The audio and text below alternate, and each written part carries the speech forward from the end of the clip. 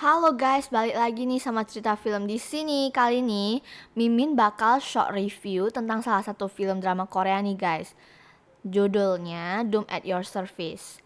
Film ini tuh tayang pada tanggal 10 Mei 2021 sebanyak 16 episode. Drama ini bergenre fantasi romance ya guys. Pemeran utama di film ini tuh ada Park Bo Young sebagai Tak Dong Kyung, editor novel web di perusahaan yang bernama Life Story.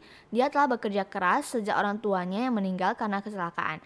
Meski ia tak begitu menyukai pekerjaannya, Dong Kyung tetap menjalaninya. Kemudian ia divonis oleh dokternya memiliki sisa umur 3 atau 4 bulan saja karena penyakitnya sejenis tumor ganas itu.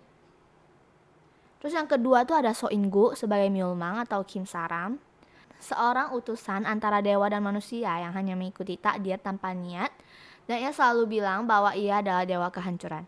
Ketika ulang tahunnya, ia tak sengaja mendengar suara Dong Kyung yang berharap dunia ini berakhir dan hancur. Myulmang pun langsung datang menemui Dong Kyung dan membuat kesepakatan dengan Dong Kyung. Myulmang mengatakan dirinya sebagai dewa yang tak tidur, tak makan, dan tak tahu rasanya cinta dalam lubuk hatinya yang sangat gelap itu.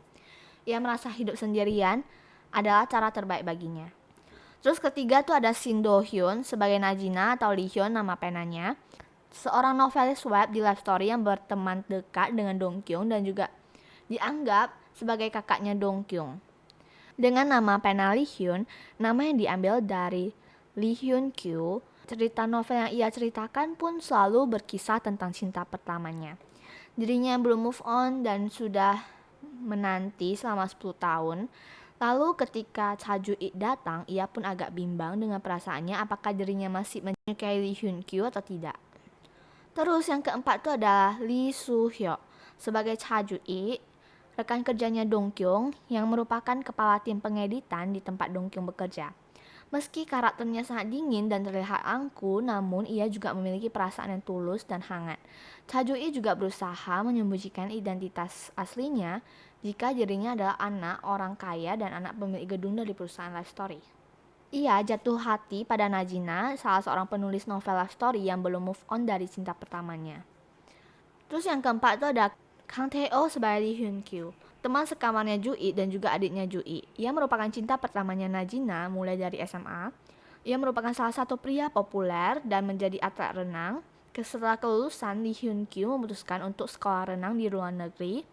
Kemudian ia berpisah dengan Najina dan ketika sekolah di luar negerinya gagal, ia pun kemudian memutuskan untuk balik ke Korea dan membuka kafe. Selain pemeran utama, pemeran pendukungnya itu adalah Jong Ji-soo sebagai So Nyo-sin, ia berperan sebagai Dewi, dan juga ada keluarga Dong Kyung, yaitu Dawon, sebagai Tak Sung Kyung, adiknya Dong Kyung, dan Wo Hye-jin sebagai Kang Suja atau bibinya Dong Kyung.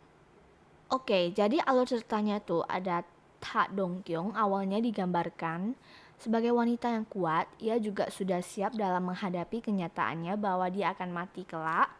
Namun tak disangka dia bertemu dengan Myulmang, yang dimana mereka memiliki keinginan yang sama untuk menghancurkan dunia. Kemudian mereka bekerja sama. Setelah mereka membuat kesepakatan bersama, Dong Kyung pun tidak akan merasakan sakit menjelang hari kematiannya nanti. Dengan kesepakatan itu, mereka akhirnya selalu bertemu setiap harinya karena kesepakatannya mengatakan bahwa si Dong Kyung akan tidak merasakan sakit jika ia berada di sisi Myulmang dan memegang tangannya Myulmang.